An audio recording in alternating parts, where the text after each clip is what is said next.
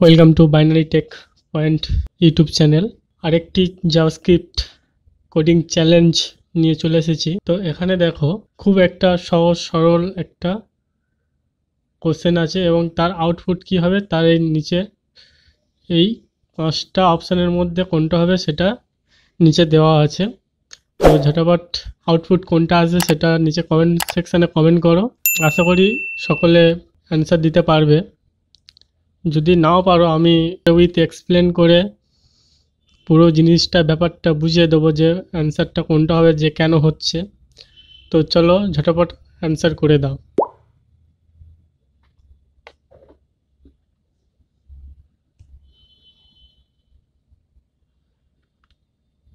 আশা করি সকলে অ্যান্সার দিয়ে দিয়েছো। এটা সঠিক অ্যান্সার হবে অপশানটা 1 2।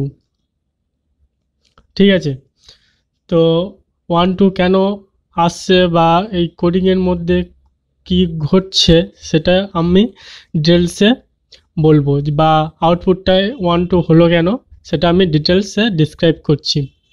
তো ডিটেলসে ডিসক্রাইব করার আগে আপনি যদি চ্যানেলে নতুন হয়ে থাকেন তো চ্যানেলটিকে সাবস্ক্রাইব করো এবং পারলে একটি লাইক দিয়ে দাও, এবং যদি পারেন আপনি আপনার বন্ধুদের সাথে ভিডিওটি শেয়ার করতে পারেন, যাতে করে আপনার মতো আপনার বন্ধুও যাতে বিষয়গুলো বুঝতে পারে এবং সহজ সরলভাবে বিষয়গুলোকে উপলব্ধি করতে পারে, যাতে করে আপনাদের বন্ধুদের কিছুটা হলেও সাহায্য হতে পারে। তো চলো দেখা যাক যে কেন জিনিসটা 1 2 কেন এসেছে। প্রথম ফার্স্ট কোডে চলে আসছি। তো এই ফার্স্ট কোডে আমরা দেখতে পাচ্ছি একটা অবজেক্টকে ডিক্লেয়ার করা হয়েছে। এখানে যে অবজেক্ট বলে আছে ওবিজে যেটা আছে, এটা একটা অবজেক্ট টাইপ ভেরিয়েবল। ঠিক আছে, কারণ হচ্ছে কি না, এই যে সেকেন্ড ব্র্যাকেটের মধ্যে এই রকম থাকলে আমরা বুঝতে পারবো যে জানি যে এটা একটা অবজেক্ট। তাহলে এটা কি ধরনের ভেরিয়েবল? এই যে ওবিজে হচ্ছে একটা অবজেক্ট ভেরিয়েবল। ভেরিয়েবলের টাইপটা কি? অবজেক্ট।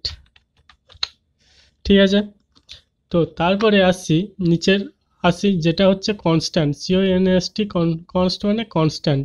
তাহলে অবজেক্টটা হচ্ছে কি কনস্ট্যান্ট। তারপরে নিচের যে লাইনটা আছে লেট, এই যে লাইনটা আছে এইখানে কি হচ্ছে না, অবজেক্টটাকে ডিস্ট্রাকচার করা হচ্ছে। তাহলে অবজেক্টটাকে কি করা হচ্ছে? ডিস্ট্রাকচার করা হচ্ছে। ডিস্ট্রাকচার করলে তাহলে এখানে কি ঘটছে জিনিসটা, আলটিমেটভাবে এখানে জিনিসটাকে কোডটা এসে কি ঘটছে সেটা আমাদের জানা দরকার। তাহলে এই যে অবজেক্টটা এখানে যে এটা আছে, তাহলে এখানে এক্স এর মান কত হচ্ছে? এক্স এর মান 1 হচ্ছে এবং ওয়াই এর মান 2 হচ্ছে। ঠিক আছে, তাহলে উপরের লাইনে এক্স এর মান কত হচ্ছে? 1, আর উপরের লাইনে ওয়াই এর মান 2। এবারে এই যে এখানে ডিস্ট্রাকচারিং হচ্ছে, তাহলে এখানে কি হচ্ছে? ডিস্ট্রাকচার।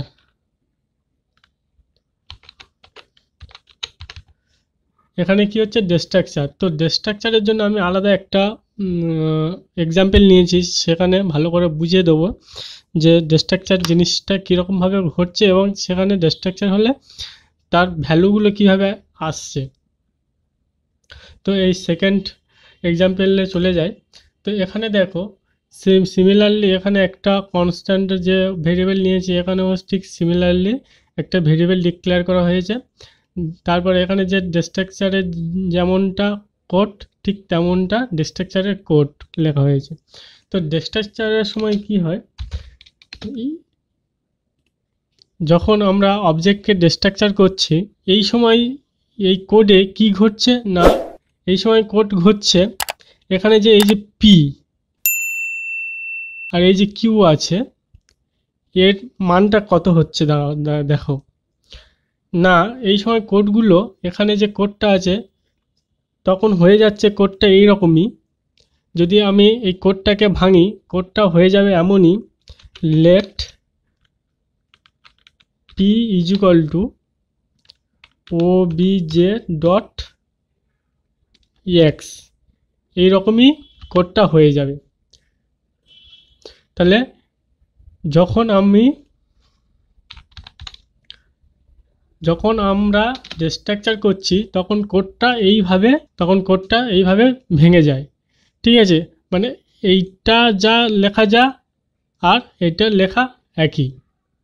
ঠিক আছে, তো আমরা যদি তাই হয়, আমরা যদি নিচে কনসোল লগ PQ করি তাহলে নিশ্চয়ই এই object dot x equal to 4 হবে, আর কিউ হচ্ছে অবজেক্ট ডট ওয়াই, যেটা আমরা অবজেক্টের ভ্যালু পাই অবজেক্ট ডট ওয়াইয়ের মান 5 আছে, তো কিউর মান 5 আসবে। তাহলে এখানে 4,5 এইরকমই আসবে। তো চলো এটাকে রান করে দেখে নিই।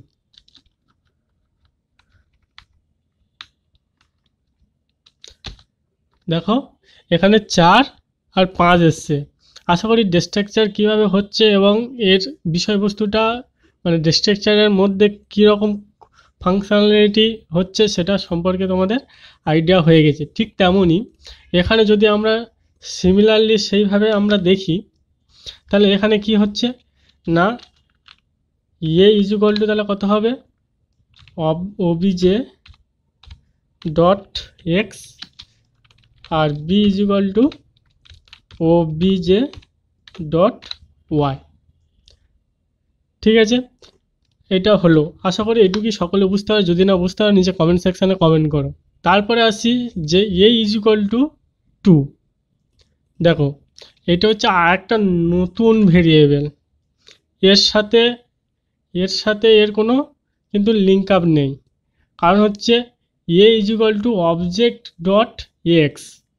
ঠিক আছে, মানে এই যে অবজেক্ট তার এক্স এর মান, আর এ হচ্ছে শুধুমাত্র এর সাথে কিন্তু কোনো লিঙ্ক আপ নেই। এটা নর্মাল যেটা ভেরিয়েবল ডিক্লেয়ার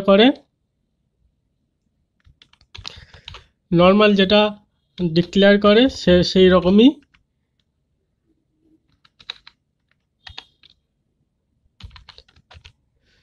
নর্মাল যেটা ডিক্লেয়ার হয় সেই রকমই একটা ভেরিয়েবল ডিক্লেয়ার করা হয়েছে। এবারে আসছি, এটা আমি কিসের ভিত্তিতে বলছি না, এটা আমি বলছি এর ভিত্তিতে। ঠিক আছে, এইখানে যেটা আছে এটার ভিত্তিতে আমি বলছি।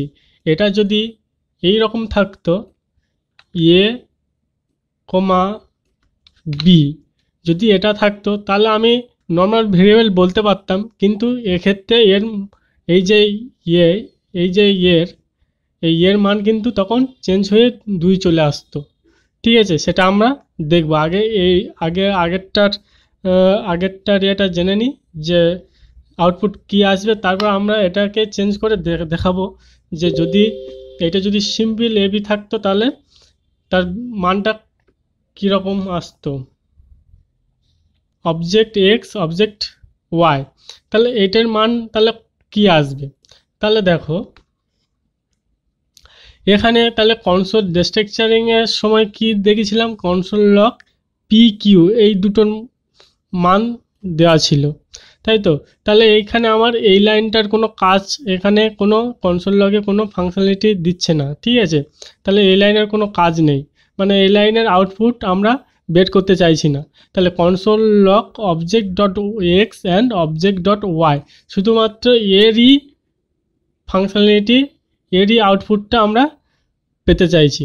তাহলে অবজেক্ট ডট এক্স মানে এখানে অবজেক্ট ভেরিয়েবল, এই যে অবজেক্ট মানে এই অবজেক্টটা মানে এই অবজেক্টের ভেরিয়েবল, এই ভেরিয়েবলটা তার এক্স এর মানটাকে আমরা পেতে চাইছি। তাহলে এখানে আমরা কি পাবো, তাহলে এক্স এর মান 1 পাবো, আর ওয়াই তাহলে অবজেক্ট ডট ওয়াই, তাহলে এই অবজেক্ট ভেরিয়েবল তার ওয়াই এর মান 2, তাহলে এখানে আমরা 2 পাবো। তাহলে এখানে যদি আমরা রান করি,